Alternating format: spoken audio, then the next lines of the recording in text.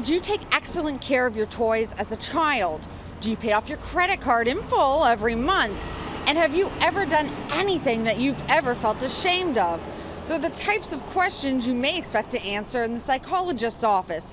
But to rent an apartment, well, it's true, and a testament to just how tight Toronto's rental market truly is.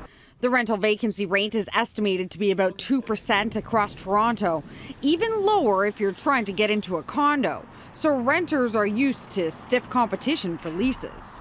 This is my third apartment that I'm renting in Toronto. But it's the first time I've seen something like this before.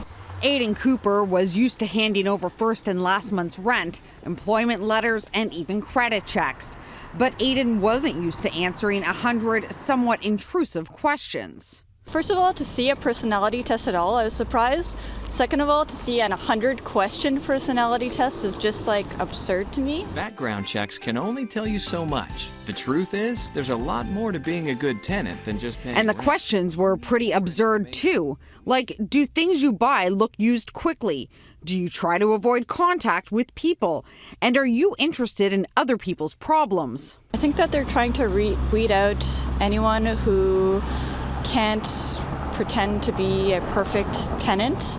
That's what tenants' rights advocate Jordy Dent thinks too, and he says the owners are skating on thin ice. Really, it relates a lot to, personal information around what are called human rights grounds. So, a big question in there is, are you normally sad? Well, look, people that have depression have a disability, and really that shouldn't have anything to do with whether they're able to rent or not.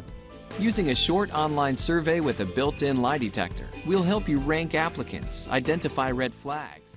Dent says that's where this survey could get the owners in trouble, especially if they're rejecting tenants because of answers to questions about potential mood disorders or mental illness. When you start screening people out based on disabilities, based on whether or not they're a person of color, which we've seen before, unfortunately, that's when you start to risk, thousands of dollars in legal fees at the Human Rights Tribunal. Aiden says some landlords do discriminate, but they usually don't do it with a test.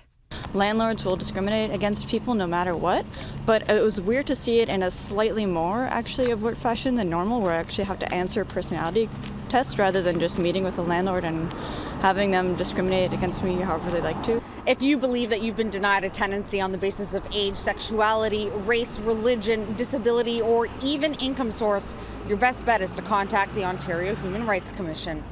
In High Park, Christina Howard, City News.